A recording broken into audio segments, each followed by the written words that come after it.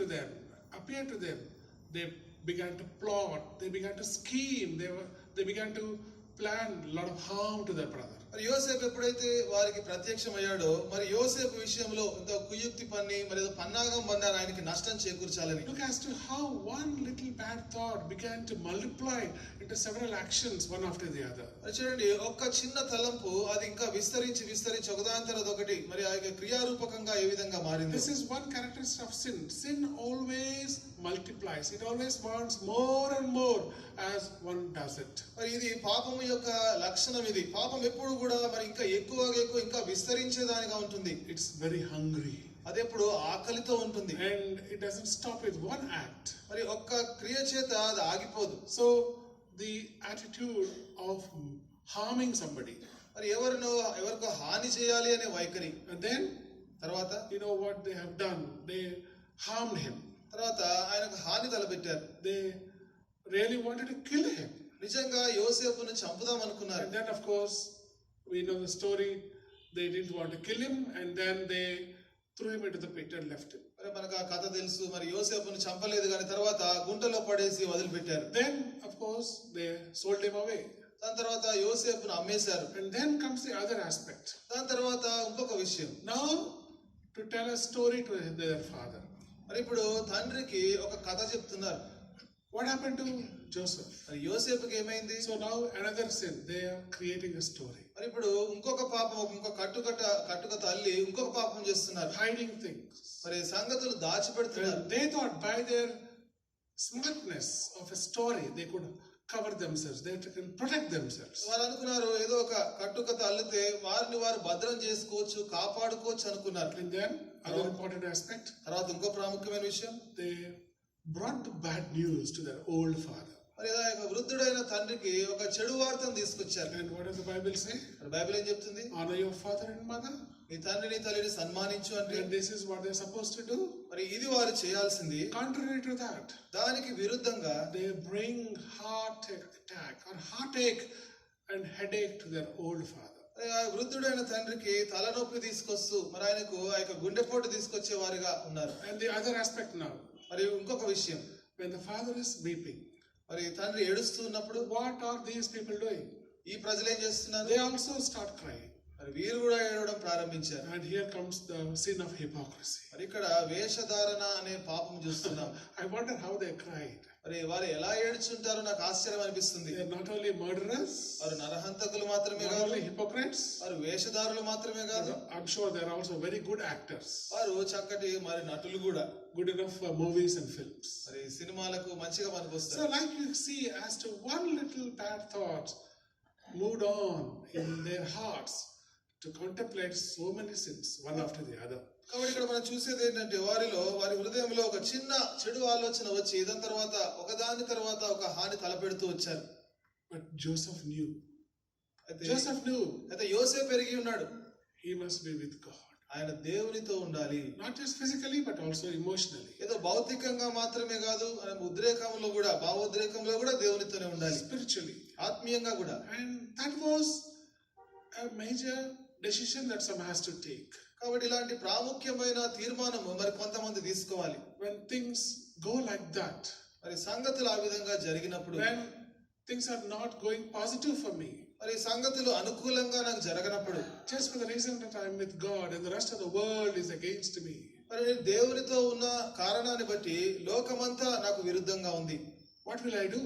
అని ఇప్పుడు ఏం చేయాలి? It's a very important choice to make. కాబట్టి ఇది తీసుకోవాల్సిన ప్రాముఖ్యమైన తీర్మానం. The choice is whether to hold on to God or think otherwise. మరి అక్కడ విషయం ఏంటంటే మరి దేవునికి అంటి పెట్టుకొని ఉండాలా లేకపోతే వేరేది ఏదైనా ఆలోచించాలా? Joseph knew what he must do. మరి ఏమి చేయాలో యోసేపు ఎరిగి ఉన్నాడు. Because he loved God so much. ఎందుకంటే దేవుని ఎంతగానో ప్రేమించాడు. Because he had that relation with God. ఎందుకంటే దేవునితో సంబంధం కలిగి ఉన్నాడు. He knew that he must stick with God. మరి ఆయన దేవునితోనే ఉండాలి అనే ఆ సంగతి ఎరిగి ఉన్నాడు. So even when things went horribly wrong, మరి సంగతులు ఎంతో భయంకరంగా మరి ప్రతికూలంగా ఉన్నప్పటికీ కూడా he was with God. ఆయన దేవునితోనే ఉన్నాడు. So this relation with God is so very important. కాబట్టి దేవునితో ఇలాంటి సంబంధం అనేది చాలా ప్రాముఖ్యం. And that was the secret for his fruitfulness too. ఆయన ఫలించడానికి ఇదొక రహస్యం. It's okay, he was all alone in this world, But he knew God was all with him. మరి ఆయన ఒంటరిగానే ఈ లోకంలో ఉన్నాడు, అయినా పర్వాలేదు. అయితే దేవుడైతే సంపూర్ణంగా యోసేపుతోనే ఉన్నాడు. Even Joseph was also with God. మరి యోసేపు కూడా దేవునితోనే ఉన్నాడు. When he was going through all those terrible situations, అలాంటి భయంకరమైన పరిస్థితులు కూడా అతను వెళ్తున్నప్పుడు he always thought of God. ఎప్పుడు కూడా దేవుని గురించి ఆలోచించాడు. He always put God first. ఎప్పుడు దేవుని ముందు పెట్టాడు. He had that relationship with God. ఆయన దేవునితో సంబంధం కలిగి ఉన్నాడు. The outside world around him is against him. మరి ఆయన చుట్టూ ఉన్న లోకమంతా కూడా ఆయనకు విరుద్ధంగా ఉంది. But the God inside, he knew is always with him. అయితే ఆయన లోపల ఉన్న దేవుడు ఆయన ఎరిగి ఉన్న విషయం ఏంటంటే ఎప్పుడు ఆయనతోనే ఉన్నాడు. So this is how you and I need to nurture that relation with God, no matter whatever circumstances, no matter whatever problems. కాబట్టి ఎలాంటి సమస్యలు ఉన్నా, పరిస్థితులు ఎలా ఉన్నా సరే, మరి దేవునితో అలాంటి సంబంధాన్ని మనం పెంపొందించుకోవాలి. అది చాలా ప్రాముఖ్యం. So that inward relation with God is so very important. కాబట్టి దేవునితో అంతరంగిక సంబంధం అనేది చాలా ప్రాముఖ్యం. The best relation should be only with God. మరి శ్రేష్టమైన సంబంధము అది దేవునితోనే ఉండాలి. The best time and thought will always be for God and with God. మరి శ్రేష్టమైన సమయము గాని, శ్రేష్టమైన ఆలోచన గాని అది ఎప్పుడు దేవునితోనే ఉండాలి. So you and I might think I'm lonely, but Joseph may not have felt that loneliness any time in his life. మరి నీవు నేను కూడా బహుశా ఒంటరితనాన్ని అనుభవిస్తున్నాం. అయితే యోసేపు అయితే అతని జీవితంలో ఎప్పుడు కూడా ఒంటరివాడిగా అనుకోలేదు. That loneliness was turned into a great blessing for him. మరి ఆ యొక్క ఒంటరితనము అతనికి గొప్ప ఆశీర్వాద కారణంగా మరలా మారిపోయింది. Well, I don't know how you and I feel when we are going through various trials and temptations, times of despair and disappointment and depression. మరి మన యొక్క జీవితంలో కూడా అనేక సార్లు నిరుత్సాహంలో, ఒంటరితనాన్ని అనుభవిస్తూ, ఎంతో బాధలో, శ్రమలో ఉన్నప్పుడు మరి అలాంటి సమయంలో ఏ విధంగా ఆలోచిస్తాము? మరి We feel so lonely, isn't it? మరి ఎంతో ఒంటరిగా ఉంటాం. And the other thing that we do, the other thought that comes in our mind, we look at others and we think, look, the other person is better. Why my life is bitter? మరి ఆ సమయంలో ఇతరులను చూసి అనుకుంటాం, మరి వారు ఎంతో శ్రేష్టంగా ఉన్నారు, మరి నా జీవితం ఏంటి ఇంత చేదుగా ఉంది అనుకుంటాం. Joseph knew what to do.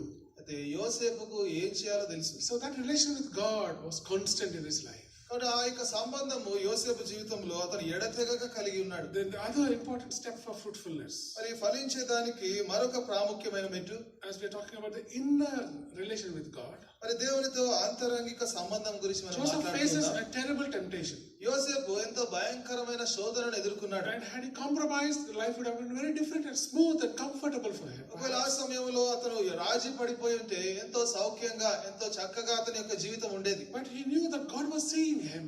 అయితే అతను ఎరిగిన విషయం ఏంటంటే దేవుడు నన్ను చూస్తున్నాడు. And he said, how can I do this sin? మరి అతను అంటున్నాడు, నేను ఏ విధంగా ఈ పాపమును So చేయగలను? he was so conscious about the possibility of sin.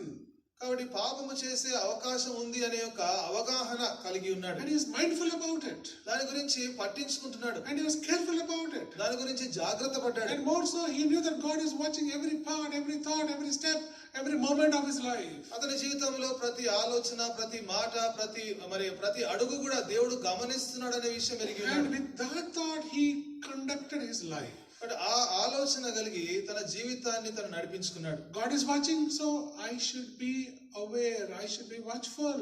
కాబట్టి దేవుడు గమనిస్తున్నాడు కాబట్టి నేను జాగ్రత్తగా ఉండాలి, విధేయత చూపించాలి. Sin is such a terrible thing. కాబట్టి పాపం అనేది ఎంతో భయంకరమైన Sin విషయం. always approaches us. పాపం ఎప్పుడు మన దగ్గరకు వస్తుంది. And it will try to corrupt us. మనల్ని పాడు చేయాలని And చూస్తుంది. break that relation from God. మన దేవునితో ఉన్న సంబంధాన్ని పాడు చేయాలనుకుంటుంది. Temptations are very common and very basic to human life. మరి శోధనలు అనేవి ఎంతో సాధారణమైనవి, మరి ప్రతి ఒక్కరు ఎదుర్కొనేవి. And more so for a child of God. మరి అంతే మరి ప్రాముఖ్యంగా దేవుని బిడ్డ ఎదుర్కొనేది. We know how Adam and Eve were tempted and how they were deceived. మరి ఆదామవులు ఏ విధంగా అయితే శోధించబడ్డారు, ఏ విధంగా మోసపోయారో మనకు తెలుసు. So even the first human beings, they were not spared.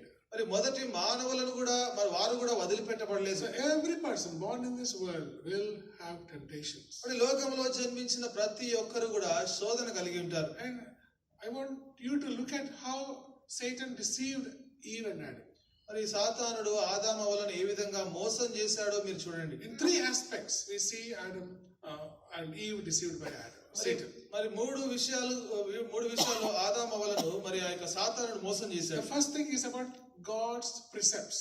మరి మొట్టమొదటిగా దేవుని యొక్క ఆజ్ఞలు Satan said, శాసనములు. did God say that? మరి దేవుడు అది చెప్పాడా? So he's trying to twist and create a confusion about God's own word. కాబట్టి దేవుని మాటనే మరి అది మరలా మరి అది వేరే రీతిలో చెప్పి దేవుని మాటనే మరి అది వారు కలవరపరుస్తున్నారు. God's own scriptures. మరి దేవుని యొక్క లేఖనం. We got to be very careful and thoughtful about God's scriptures. మరి దేవుని లేఖనాలకు సంబంధించి ఎంతో జాగ్రత్తగా ఉండాలి. Many times God's word may seem very easy to understand, but we ought to be very careful. కాబట్టి కొన్నిసార్లు దేవుని వాక్యము అర్థం చేసుకోవడానికి చాలా సులువుగా అనిపిస్తుంది కానీ మనం చాలా జాగ్రత్త పడాలి. I'm not saying it is difficult, but I'm saying that we have to be careful. అది చాలా కష్టం అని చెప్పట్లేదు కానీ మనం చాలా జాగ్రత్త పడాలి. And then we'll understand the proper sense and the spirit of God's word. అప్పుడు దేవుని యొక్క మరి దేవుని వాక్యములో సరిగ్గా మనం దాన్ని అర్థం చేసుకుంటాం. At times some of the God's words would be not so easy to grasp. మరి కొన్నిసార్లు దేవుని వాక్యము కొన్ని విషయాలు మరి అది అర్థం చేసుకోవడానికి అంత సులువుగా ఉండదు. Be careful. కాబట్టి జాగ్రత్త. So here what happened? He's trying to twist God's own word. కాబట్టి దేవుని యొక్క మాటలనే అతను మార్చాలనే ప్రయత్నం చేస్తున్నాడు. So twisting God's word.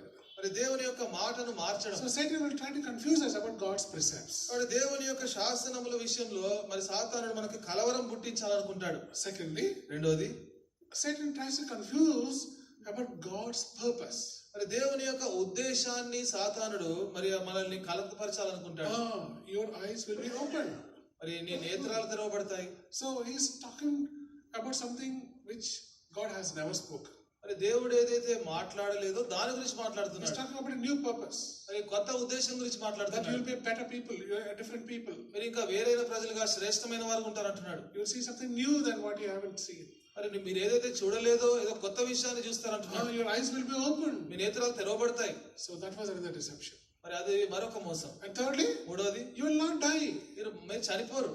Hear about God's punishment. మరి దేవుని యొక్క శిక్ష. They said you will not die. మరి ఆయన అంటున్నాడు మరి మీరు చనిపోరు అంటున్నాడు. Well, the fact of the matter is that yes, God's punishment is real and very strong. మరి నిజంగా చూస్తే దేవుని యొక్క శిక్ష అది నిజమైనది, అది ఎంతో బలమైనది కూడా. But Satan will say, don't worry about God's precepts, don't worry about God's purpose, don't worry about God's punishments. మరి సాతానుడు అంటాడు దేవుడి యొక్క శాసనములు, దేవుని యొక్క ఉద్దేశాలు, దేవుని యొక్క శిక్షను పట్టించుకోని అవసరం లేదంటాడు. Be careful. కాబట్టి జాగ్రత్త. Whenever you are in a situation where you feel tempted, beware of these three things. మరి మీరు ఎప్పుడైనా శోధింపబడే స్థితిలో పరిస్థితిలో ఉన్నప్పుడు మరి ఈ మూడు విషయాలు కొంచెం జాగ్రత్త పెట్టుకోండి. Joseph was doing exactly that. యోసేపు సరిగ్గా అదే చేస్తున్నాడు. He knew that he can't play with God's precepts. మరి దేవుని యొక్క శాసనములతో మరి నేను ఆటలాడలేను అని He knew that he తెలుసుకున్నాడు. can't play with God's purposes. దేవుని యొక్క ఉద్దేశముతో నేను ఆటలాడలేను అని తెలుసుకున్నాడు. And then